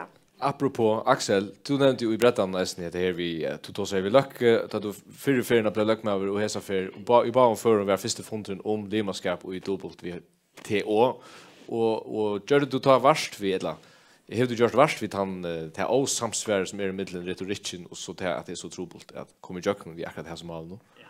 Det har alltid jag gjort och lukt nu. Ja. Ja, det har vi gjort och gjort det rymliga grönt i för statsministern, inte bara statsministern, utan i för utrikesministern och justitieministern i Danmark. Och som sagt så alltid att statsministern vill mena att hon vill göra det. Hon ända inte om att säga till men hur så oformellt att hvis det är nejot alltså så kunde vi bryta grundlagarna men det är också lätt att säga att det är alltid att det ska 45% av folket möta upp och mål det AK4 för att det gör att här för jag var också något lilla hemligt på limit upp video att i visst ju just det fast möta upp av AK men det som hon är bench för att hade också någon sagt till att köra i rätt i mot grundlagarna och inte rätt och så är men det som är manglar för danskar så är det att man huxar politiskt om fällskapen för Danmark och inte som en juridisk spännande om sedan tamat. Det är en stor pastor av hur så du pensionerar jag pastorn av inte stora pastor men några rötter som är nämnt i början som säger men det är inte problem vid grundlagen. Alltså överhuvud inte problem. Ja, till bägge framstående ämbetsfolk och flera bägge statsministeriet, justitieministeriet för och ambassadörer så gör och istället för toppolitiker men denna förvärande utrikesministern Per Möller har sagt vi har sagt till nej till writing. Jag vet inte om Beiner eller Höckner för det lätta Beiner ligga komma först. Ja. Ja, alltså det kommer till dubbelt till år så jag ska lugga ta fatt i det så är det ett issue som är väldigt rätt lunch vi satt i förna landstör och hade det issue om det.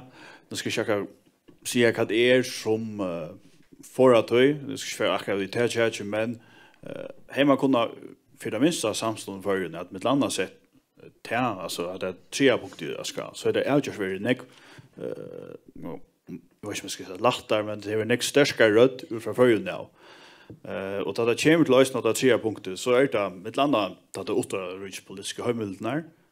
Vi vet väl det att förr det att höjmen det att det är next större fokus akkurat när röchen här point och vi kommer att nu större fokus att det samma så vet jag att man ser det ännu mer i det än man hur ser det av kostnaden hör vi det här att få vi är höjmen öst för uppbyggnad själva så är det också att det kommer till så fällskapna det som på bäst för ska intresse det för en själva Axel Venjas vi NAFO och NFC här ombau vi kanske inte själva vi det ser vi örn tjovon som har kanske motströjande avval en vit hava.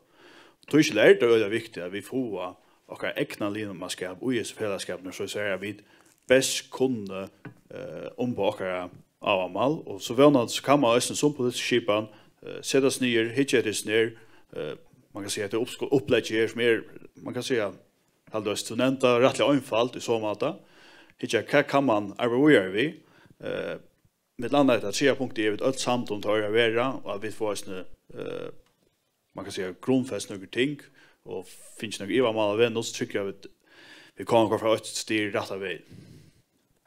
Hökne och så bara rättarna.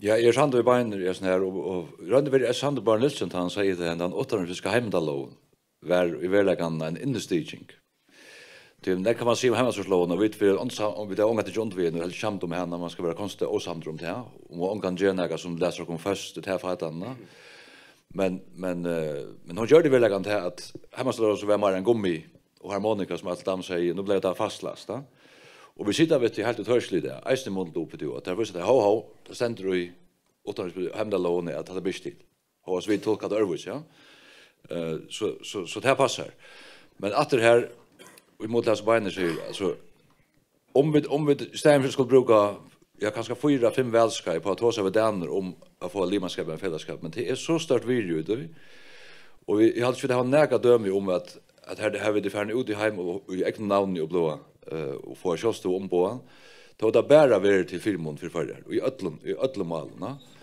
så är också det hattar ett här mal som verkligen kan så samma ena för politiska skipanna vi må få gång till Allenheimen och som vi plejer arka bara vi att för jag kunde köra det lösning till mest ju samband med Allenheimen till detta snurrsjum till att få komma ut i hemmen som man jambjör show och kunna samstarva vi är show till detta snurrsjum. Bara ja, det var ju vi hänger just ner vi och så förhandlar om det nog det mål som rent politiskt förgyn är det mest utnyttjar med akkurat nu som vi egentligen stannar samman om att samla och vi menar att nu var det ju inte runt jag spelar Axel jag inte kvart gång för i lötne men det som kan för så menar att jag tar runt Danmark i halva trutchar i ska lösner hur så kunde vi lösa målet och jag var ju inte vad gör kvadrant mål men tror inte ju om det mål lösas alltså det är så jävla enkelt det mål lösas och det vet att danska stötten i öll för en väl att det ska lösas så här ska den lös komma och kommer men jag var ju folk är grej ut att man så snackar om det här kvar för hemmelder har vi det förgyn mot till andra land och tek då EU-landen så har vi näck större frälse bättre att det kommer till handelspolitik att det kommer till och egna handelsavtal och egna fiskavtal och så vidare så det vill säga att det är ju så att vi det förgyn är för i näck mer än ett andra land inte land har totalt kan man säga frälse och alla nöjen till alla avhängiga går och gör bindande avtal och så vidare så jag kan säga man fällskaper så att det är ampen av att vita onkeln öchen renna och emot det ger man i alla fällskaper till det som ligger i en fällskap att du är samman om någonting och måste skill få och täcka eller täcka göra är inte så salar för i nivel här är det något som vi inte gör oss något fair om till dagliga men så tar jag en svensk råherre för i allmän showmark för att sida vi och att det är så svenska råherre att det mal blev blåst upp till en svensk råherre sida hade vi allmän vitan i 23 jag vet att det är allmän vitan till det som är avhörst det som Anders Fogh Rasmussen säger som statsminister var Helsingfors avtalen är foreign nu måste vi inte vänta till eller ankor och vänta till at det rujtfellesskap som foran. Det alltså hälso forskare som avsätter att vi kunna inte vara limmer och svär ju sig det av sån orsakon som vi att känna. Tog sig att vi kunde köra oss långt nivå. Det är pura rätt, men det är nästan rätt att reaktioner från tikkum politiker var också imskar. Jenny säger ta befriande bara att höra sin som turrot. Befriande bara höra det som vi alltid har vita. Axel halt du säger du blir ytterligare och onkurs två. Att det är väl något som man var bilsen och korsen inte att det vantat det inte då. Jag hade kanske akkurat att vara en sån upptakt till i Norrland och Ranna nu får man finna en lös så förra kontoblå limmer. Folkjelde limmer, og tog var det ganske en punktering av de vantan som var skoer upp till att nu får det gläppa, nu får svörj att det konto vet och så gör. Men vi fick oss vatan vatten kan man säga från jag säger Jessica. Jag hade högt nu ja, högt. Det var Axel först va? Axel först, ja. Axel säger att det blev ytterligare är helt bara ta maten och säger det på öl arrogant till hon säger att hon säger att något inte vet så men du tar rickar för inte det. Det här var det fantastiskt när andra underverande skipan. Alltså svära till vis såren kanske såra att hon säger nej det här var det fantastiskt såra till pörs såra att hon. Ja, men vi orange. Vi fortäljer att han måste det här var det. Det var bara det här som är helt öl arrogant ta maten lite fram på. Det halt jag du säger och i berätta. Rätt ska vara rätt. Högt nu. Jag ska ju att det ofta har excellerat att danska politiker där jag var bodinga politiker när de packa allt in i så kallade rutschfällskap och livvärdig pastor allt men också bara säga nej det är snurr ju valta. Det gör det ju. Och det måste vi dessbär så jag in så annars snurr det som valt och när fätan av en rutsch som missar och så ju mera choste och vid Grönland blåa. Så det som fortsätter. Men det är ju det som bara säger att det var skållrej över att fotboll rutsch det mest ju inte att du inte är bindande avtaler som det landgöt att det för samman är så naturligt. Men då så hade jag vi skulle bara helt ett hörs att säga men kvart här 4 månader var det vi löste den tropelägen vi kunde göra våra limmer i allt så fällskap med så fällskapen i egna namn. Och jag var bara i skämt ut men jag hade här en resa 4 månader vi har runt att göra frihandelsavtal nu i och ända det hur såna glansstory vi runt att nu. Men hade vi bara kunna bli limmer i efter så hade vi automatiskt finna något 20 halvt det kan säga mer än 3 för frihandelsavtal i einorna.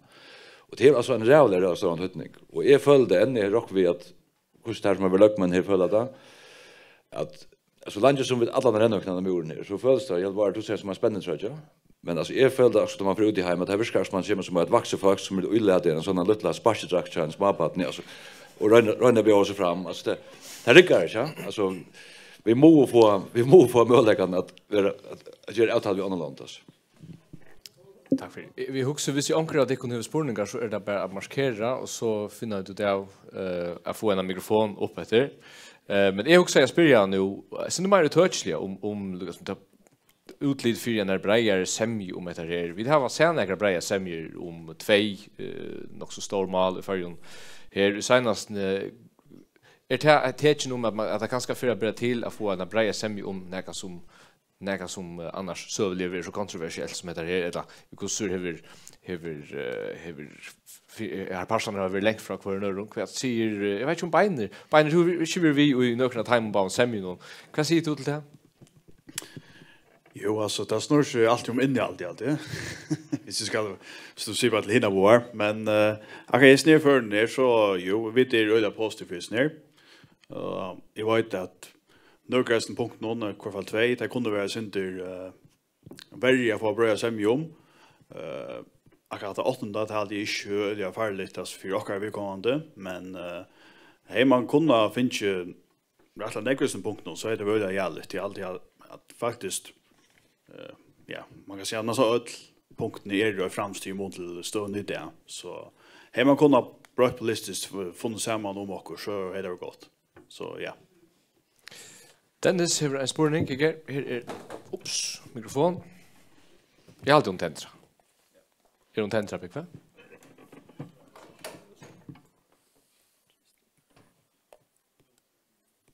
Ja.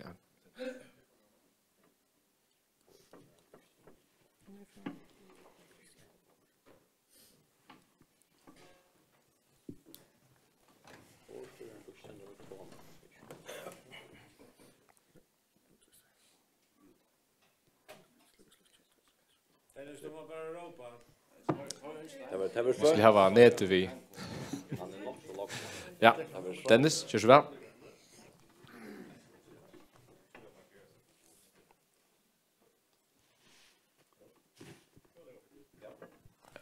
Ja.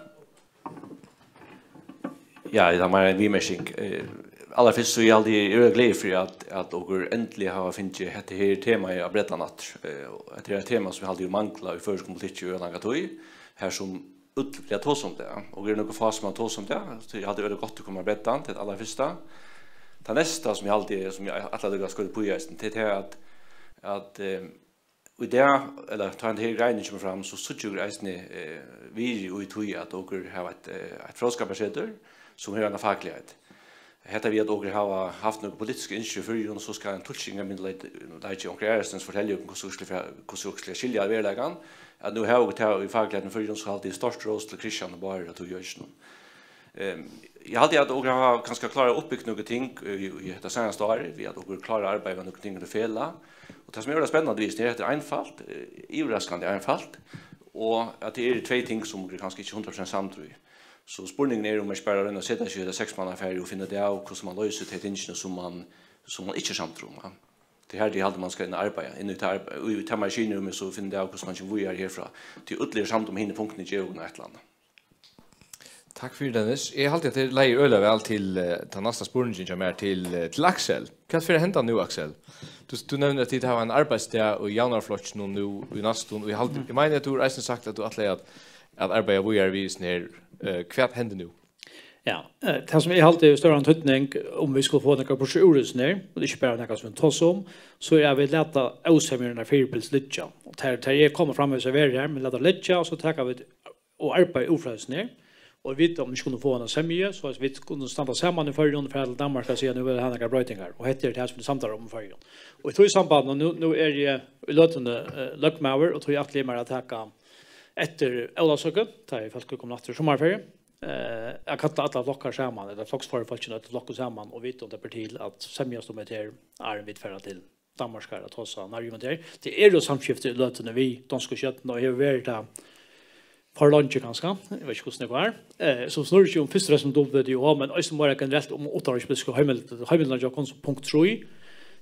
Så det är ganska för lunch så att jag arbetar att man kan möta upp och ha sig att det har 6 politiska flockar och 3 ting för så stanna aftan för att det är det som vi inte arbetar om.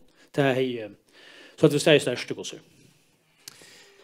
Nu är detta sjående ett uppskott som kommer från Christian och Bar och som han själv har sagt Christian att det är ju öle flexibelt man gör det som man har hod till man brukar det som utplåster och gör också annat eller att det kan så göras ut men det är också alluga väl vi tog 4 värden nu kunde vi ta en shot at Google och se punkt 1 5 händer 4 och så ner efter bara för att få ett överblick över kvar och i seminar lite. Så punkt 1 förankra skipanna. Hvis man inte vet så kan man göra ett Ja, men det är ju så enkelt. Ja, så kan du göra. Första grundfjärd. Nej, är sen ångar det gott lagt in. Som jag inte gott. Fint. Här var 5 händer och punkt 2 låg av Sottmala veto. Här har jag 5 händer. Nummer 3 är GT5 5 händer. Eller vad? Ja. Punkt 4 är jaunratter i tulching. Nej, 4 händer, ja. Och är dömande vald. Trutjar. Heimel, okej, jag är nu det här. Är det nyanser i orsaka? Det är bunt övelse, men jag vill lucka vidare kvar. Ja, och göra rätta skipan som kan göra av ta i vad man lär. Ja, semja. Einvis rätta skipa är i rutje. Och till senast folketingssessner. Yes. Här är vi kanske Axel. Fint.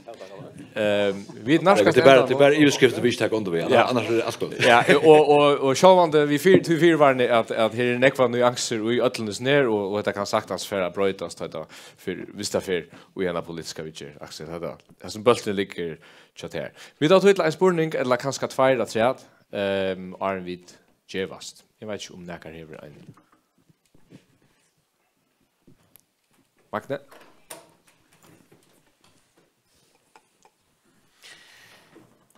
Nu nevnte Dennis kontrytning det över att man har haft lagfröj som part av frånskaparsätsen och kontrytning det över att man har förelägare till att föra sig fram vid egnon tullkynkorna och hur tingene hänger samman. Samstundet så jag vet att man är i benchen för att ha eget dömande vald.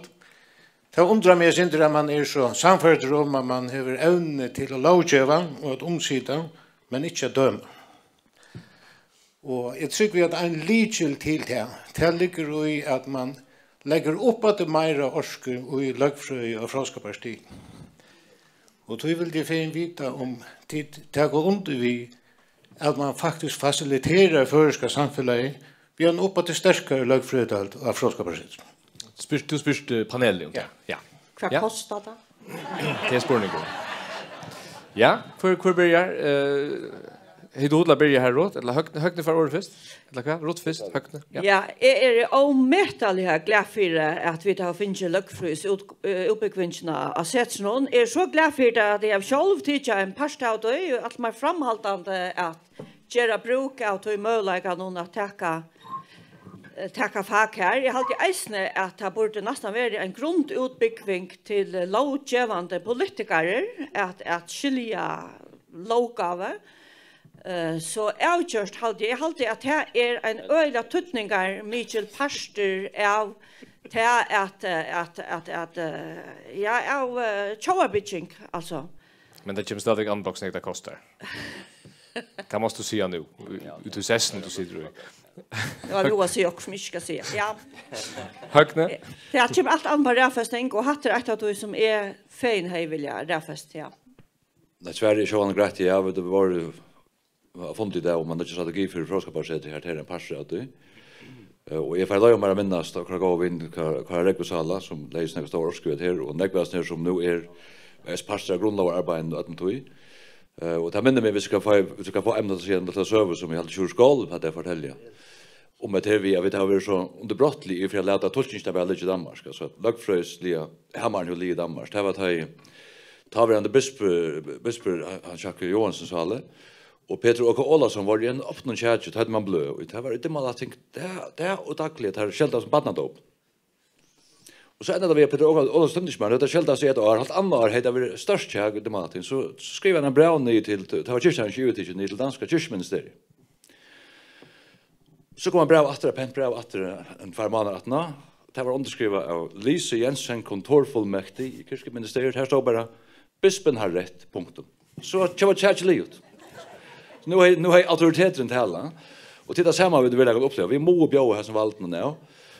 Och det har alltid luckfrös uppbygging så det som görs här är så tydligt prekvom. Vi stannar fullkomna korrelast där vi kan luckmen det vatten att vi nu samlas vi där så har vi också luckfröingar vi och här jag orsakar med att här läta danska luckfröingar ut. Jag bär allt så rätt just statsrätt på ett ögonblick. Ja, vi kommen att orsaka jag visste att du har handen uppe bara. Jag var den enaste som inte ville det. Så är det vi är första året. Ja, du måste köra det. Och jag är det slett över hur en spår kompetens som mer. I behöver inte och att utbygga lagfri uppbyggnaden av folk från Jarna för mer och boskapsrätten kan skapa det mer nej men som mer är det en spårningar om habilitet.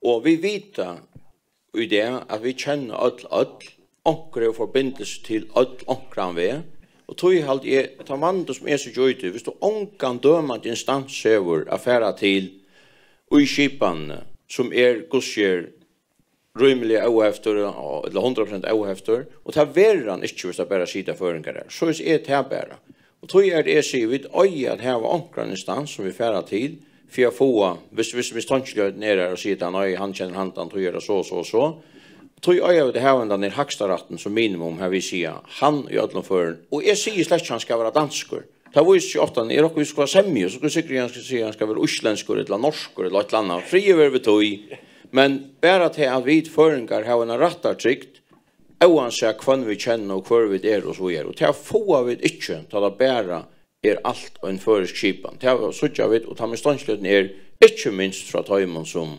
nej låt mig se det att säga nu. Jag har hört det där och i skilja eller Christian säger att det ska tas i allvar men är det inte bara ett annat slä av witcher som vi där har i som urgent för ska samfällan kärstonar och är instanser som här där ber till Jag har inte det dömande valde. Det är redan ultimativa. Så att du får en kärstone så vi är så kan du i allar flesta fören för att vi är till privaträtterna. Det vill säga att du häver hända instanserna färra till som den sista och ta högstratten så ösnen verer en möjlig höjd för att du är innabiler och så vidare. Och det kommer vi att uppleva och misstanslöden alla tydligen i försystemen om det. Men det är så rävliga, jorda är jorda. Alltså du får ångkant i alla jurister samtidigt, du lever ju över åsamtidigt och så vidare. Ja. Och då är det viktigt att vi har en instans. Jag har alltid just det att öll i färgen, jag har alltid snackar för och sätter spårna det inte vi tar i rätten dömer. Alltså jag har alltid flest accepterat det. Och ett lakade vi är till nästa instans och så 3 instans i några fall förarna. Det har alltid tantrycklägan att rätta ryckna och jag vet förarna varvet. Skiljer det så rätt att du kanske är till att ta vi visst att kommer till punkt 5 om att övertäcka näga auto så långt som det är en högsta rätt. Det har vi långt till John till vi ut och glöm så det är inte kan måste ta. Högte. Det bara har så hade att vad vi nämnde då samtidigt bara i röver alltså så premissan ut i att jag vet inte kunna ta rätt att tycka att jag har runt här slash samtrut det ger oss någon och jag kunde provokera bara sagt att bara helt läge man lägger på ytter fiskeratten ut några få för miljarder men man inte döma igen så inte för ni hatar nu men det vi fashion hålla väck från men högt att själva 5% ut på som ta jag möjliga lite 100. Nej men poängen bara att för strategipan och då så skipan aktivt tar som om och lagfrös pasta och froskapacitet skal ju alltid vara i samstarve vi allt och samhället och allt och du kan alltid få eftermedlingar om hur det fungerar och allt och stånd och så vidare så det gör just då domstolar så det är mest ju knappt isolerade och bara sitter och i en sån lokal samhälle och tar orätta säkert avgör så jag också bara som bara allt och bara det blir väl till då sida så man kan alltid få en eftermedling av öron men så vad kunde vi då att hästen Rotvank, du först, sista år i kväll. Ja, nej, jag hade slags man ska vara blind för såna här som bara säger. Det är allt avgörande vi kan ha allt och rätta skipan, men jag tycker att här kunde vi just snacka vi kärspa hon reglon för Jackne och alltså jag husker om att det kan ju även hända i Danmark. Särskilt jag måste Messerschmitt måste gänga om då jag tar visst här var en domare som var inhabiler och jag vill säga i mån till kanske i Danmark så är åkara samfälla rättliga jökningsskikt och på tammatan att vi suttja beina ved ta det är att det är akkurat gale och det är kanske en 4 månader i ötlån och det är kanske inte så lätt jökningsskikt och ett nu Danmark och hur kommer man öjla längt och i särskene och man fann det av att domaren var alltså inhabiler. Tack för det Rotvank. Vi får att tacka samman om. Jag har alltid att vi där cirka här som är vanta jag vid förra veckan tror jag det har lust att som berättar här och det ser ut att vara rumliga stor semja med teknikon gossur på nu manglar vi lucka en flock vi fick inte han att kunna genes vi men ta för det sucha men punkt 1 till 5 plus punkt 6 ser ut att vara rumliga bräsemja om med punkt 5 och 8 så just som där står det avbjörningarna vill det sagt men det är spännande att vill jag vi Axel Johansen har bulten nu och det är så spännande vill jag vi kan hända vojar vis ner så jag får tacka Tikkon som såg i panelen Christian Johansen och Tim som har tidigt till tilltag och så Tikkon som har lusta och isne ut ja net tack för ikväll